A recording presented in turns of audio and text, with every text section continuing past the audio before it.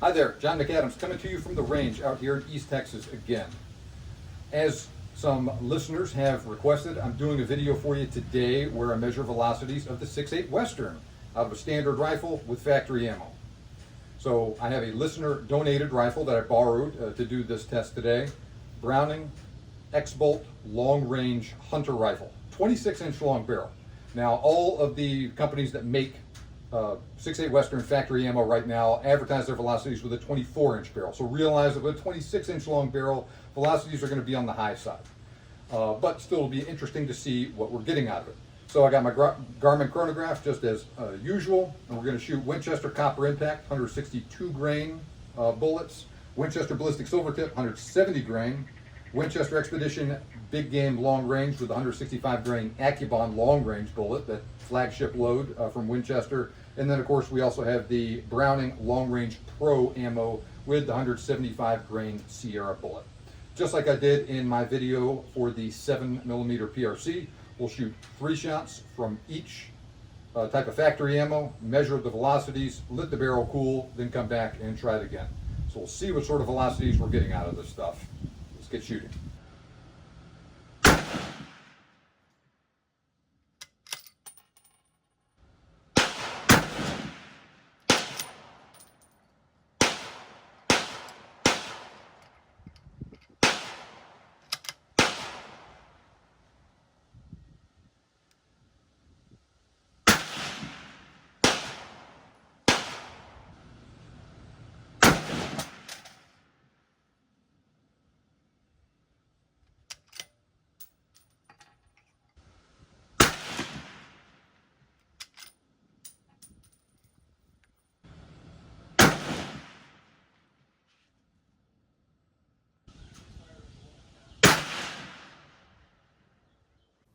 Okay, I need to interject here. For some reason, I had a tough time measuring the velocities of this 175 grain Browning ammo.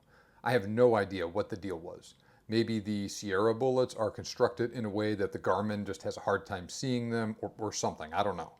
Regardless of exactly why, my Garmin kept missing shots for some reason, even though it was placed in almost the exact same spot I had it when I recorded all of the other 6.8 Western velocities without issues in this test.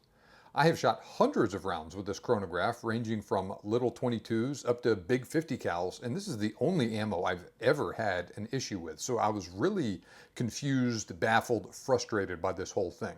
I shot about 10 rounds of the Browning Long Range Pro ammo in this range session, and I got 1 velocity measurement. It was very close to what Browning advertised, so I think it was accurate, but considering all the issues I had with this stuff, that is why I put an asterisk next to it in my table that you'll see here in a second. Then next, I forgot to hit record on my camera when I shot the Winchester Expedition Big Game Long Range ammo with the 165 grain AccuBond Long Range bullets. But here's a photo of the details right after I finished shooting. Once again, this ammo shot almost exactly as fast as advertised.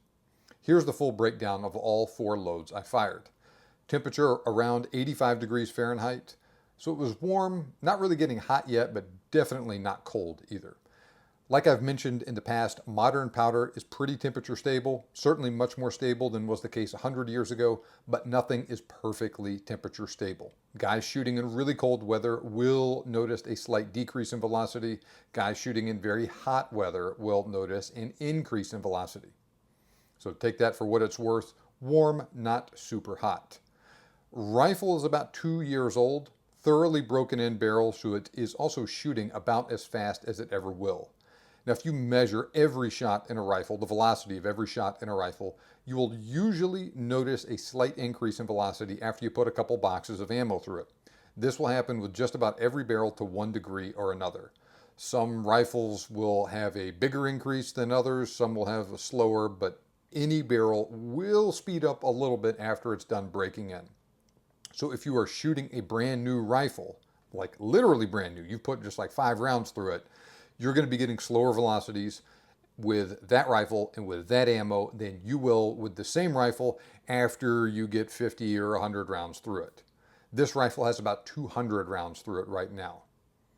And remember, This is with a 26-inch barrel. Most companies advertise velocities with a 24-inch barrel. Put all those factors together. Slightly warmer than average temperature, fully broken in barrel, and then the fact that this barrel is a little bit longer than is typical at 26 inches long, I would expect to obtain velocities towards the upper end of what you could reasonably expect with factory ammo. That's basically what we saw here. And before I dive into the details, I observed no signs of pressure with any of this ammo. As you can see, the 162 grain and 170 grain Winchester ammo shot a bit faster than advertised. That was especially true with that 162 grain copper impact ammo, which was a whopping 130 feet per second, or about 4.5% faster than advertised. The 170 grain ballistic silvertip ammo wasn't quite that fast, but it was still moving along nearly 60 feet per second faster than advertised. The 165 grain Nosler AccuBond Long Range and 175 grain Sierra tipped Game King loads were almost dead on with their advertised velocities. I was actually a little surprised both weren't going a little faster. That could be a fluke with the 175 grain Sierra loading in light of the issues I had recording velocities with it. However, the 165 grain AccuBond Long Range ammo was amazingly consistent, with just a 5 foot per second variation from low to high velocity. So I feel pretty confident that is what that stuff was actually doing velocity-wise during this particular range session. Now, if you step down to a 24-inch barrel, you are going to lose a little velocity across the board with all of this stuff. I'm just guessing, but if you take that 20 to 30 foot per second rule of thumb that's often thrown around out there in terms of velocity loss per inch of barrel, I would wager that you're going to bring that 162 grain copper impact ammo down to around 2950 feet per second, or still about 75 feet per second faster than advertised. I'm guessing the 170 grain ballistic silvertip ammo would probably be very close to advertised out of a 24-inch barrel. The 165 grain Nosler, 175 grain Sierra loads would be a little slower than advertised, but not excessively slow. Call it 40 to 50 feet per second slower than advertised. But once again, that is just a guess. You may lose more velocity than that, or you may lose less. A 20 or a 22-inch barrel will produce even slower velocities on average than a 24 or a 26-inch long barrel. And you will generally lose more velocity per inch of barrel as you get shorter and shorter. And keep in mind that you may also see some variation with different lots of ammo too.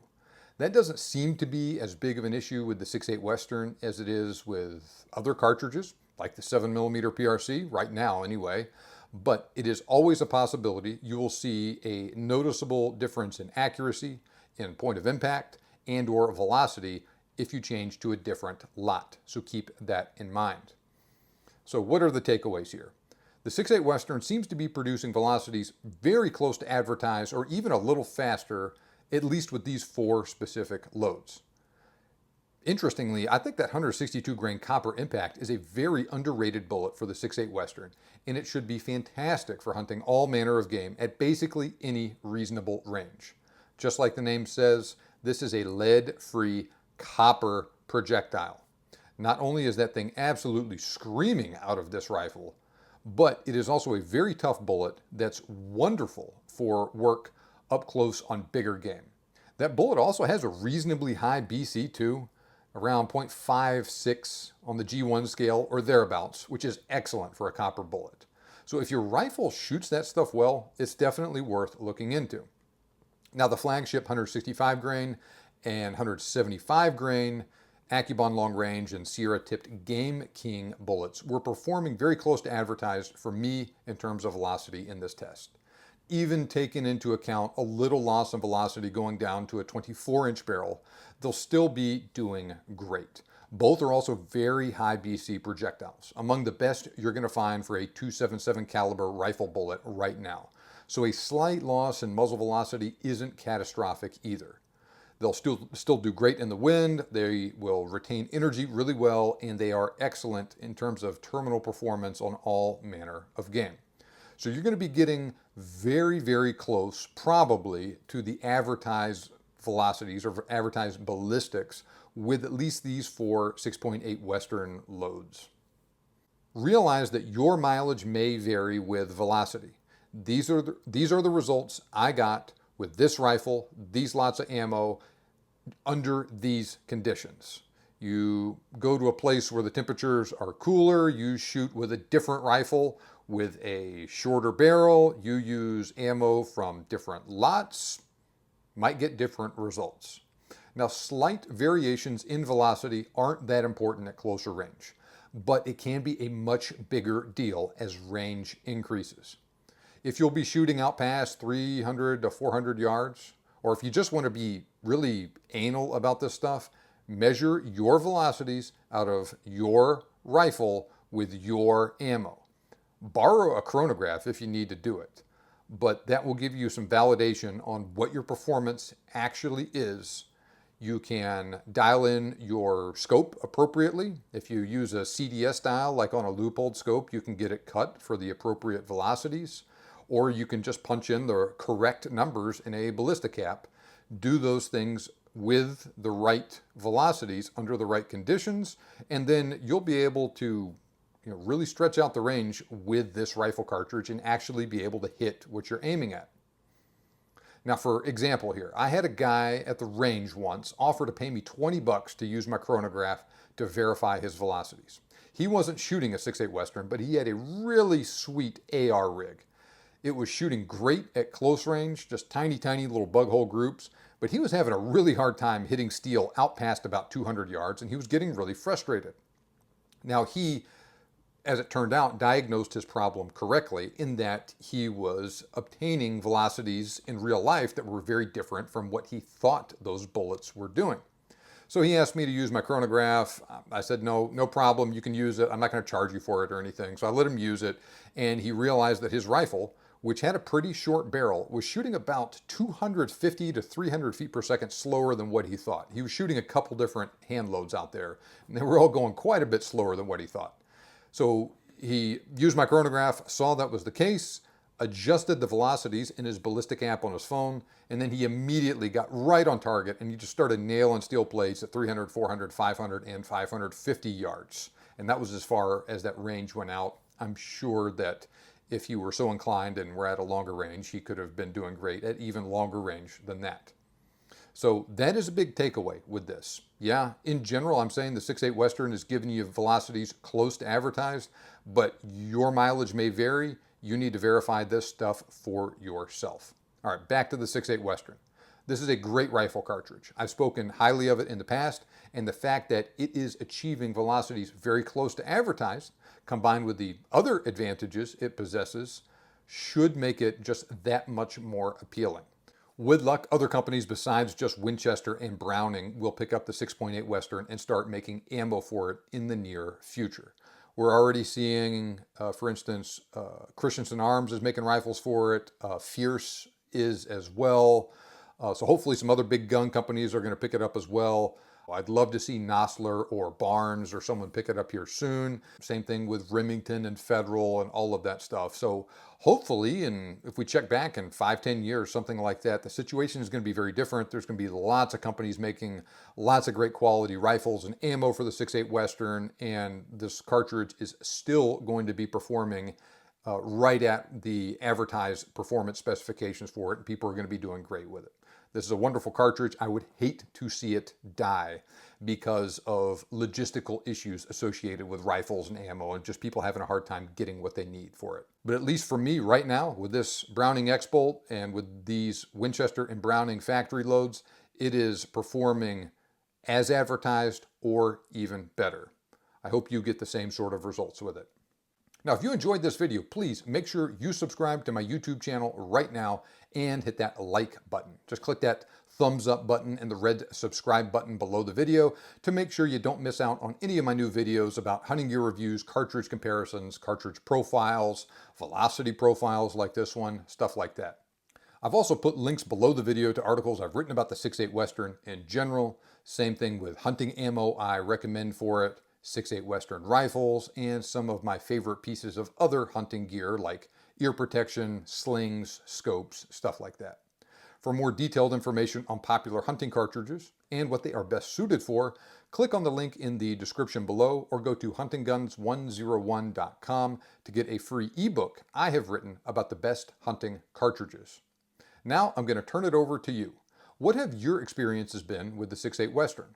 What factory loads have you shot out of it? What velocities are you getting out of them? What game have you harvested with it? Let me know by leaving a comment on this video right now. And also feel free to leave a comment with requests for future videos you'd like for me to make. Other cartridge comparisons and profiles, other cartridges you'd like me to verify the velocity of, stuff like that. No promises on any of that, but I will do my best to fulfill the wishes of people watching these videos. Thanks for watching. Have a great day.